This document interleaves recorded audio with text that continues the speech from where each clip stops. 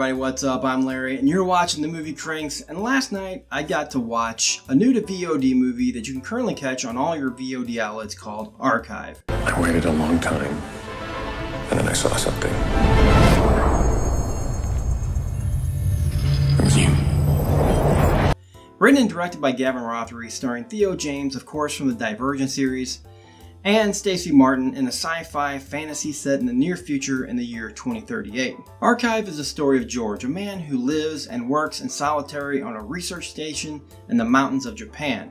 After the loss of his wife in a tragic accident, George is hell-bent on returning his wife from the dead through the use of artificial intelligence, by uploading her rapidly deteriorating memories into an AI he's built in secret while working at the station. During this time, George has to make sure his project is hidden from his unknowing corporate overlords, who seem very interested in what he's hiding on this base. Archive, if you haven't figured it out by now, is somewhat of a recycled plotline, involving the use of AI to either play God or create your own humanity, or even bring a loved one back from death. It's a plotline that we've seen in numerous movies, numerous times on the big screen, in other movies such as Ex Machina, Replicas, the HBO series Westworld, and Archive even holds many similarities to the Netflix original Mother, which I'll explain why I think that later.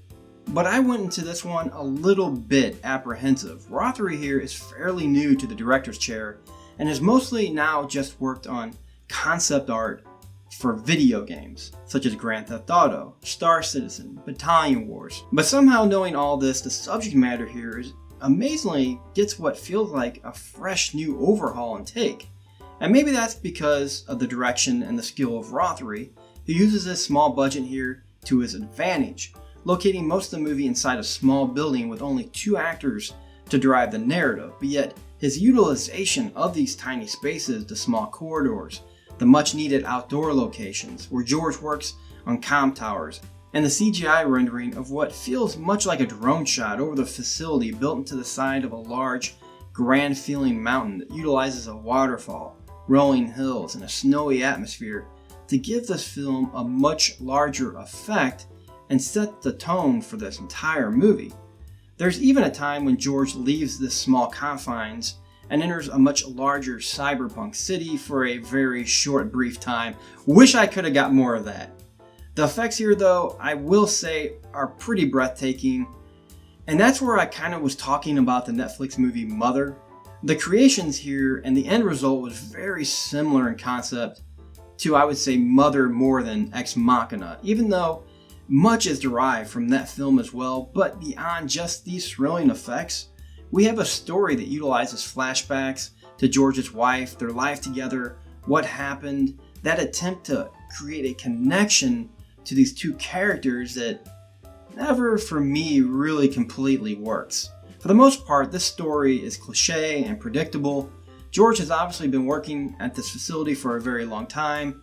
He's developed other robotics while he's been there, J1 and J2, who help him out with daily routines and tasks, adding more characters to this small cast, but yet at the same time utilizing the same actress, Stacey Martin, that created something that felt very genuine. The daily discussions center around loneliness and even jealousy of the newer models meant to replace the current. It was obvious that George had been planning on this one step at a time, starting with J1 and then J2, both of which contain little bits and pieces of his ex-wife's memory. They dream of her past, and they seem to have a consciousness and feelings. You really actually do, in this movie, begin to see these robots grow. And then there's J3, the final piece to the puzzle George has been working on this entire time. Once J3 enters the picture, the plot thickens, but I can't really say it ever gets past what I mentioned earlier, that cliche, predictable plotline. There are many twists and turns during the movie, but you will know what's going to happen at the end. It's not so far cliche, though, that it doesn't keep you guessing for a while. But there are only, even from the get-go, 4, maybe 5 outcomes that this movie really can take. And however, once that third act rolls around, things become more and more evident as the movie takes down. And then it ends with some of the more interesting plot lines developed, never getting fully resolved. Like, Who was the risk assessor? I want to know.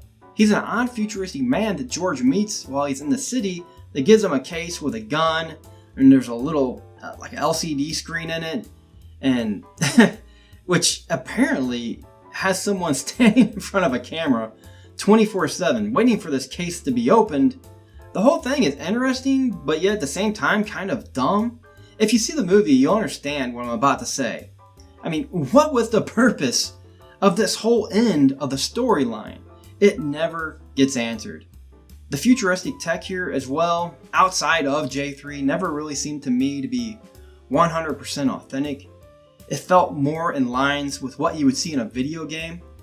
But overall, I can say that I actually did enjoy where this movie took me, even if I figured it out, in those last few minutes before it ended. And that's mostly due to the acting by James. He was more than sufficient, creating a likable guy with motives you can get behind. And Martin here, who plays 3 characters, is the backbone of this film. She, to me, here was any bit as good as Vikander was in Ex Machina. Her rich voice and her accent, her scared but yet endearing eyes brought a lot of things to this character that make me really fall for them. It's kind of weird. I mean, the robot had more character, more likability than George's true wife.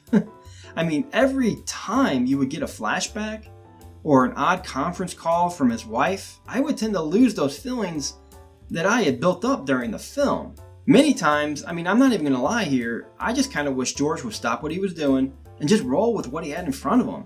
Even if it was a robot. Don't fault me, guys. The kid and the Lita got to do it, so why not? But no, Archive ends up predictable, but yet fun. The cast is well utilized with strong performances that will lead you through these murky parts of the story.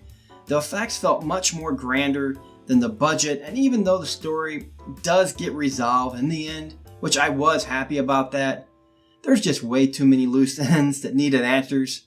But still, I had fun with this movie, so I'm going to go ahead and give Archive a B-. So what did you think of Archive? Comment below, let me know. I really do want to know what some other people thought of this movie. I hope you liked this review as well, so if you did, you know what to do. Hit that like button. Don't forget to subscribe as well and join the cranks. But for now, that's all I got, guys, so until next time, I'll see you later.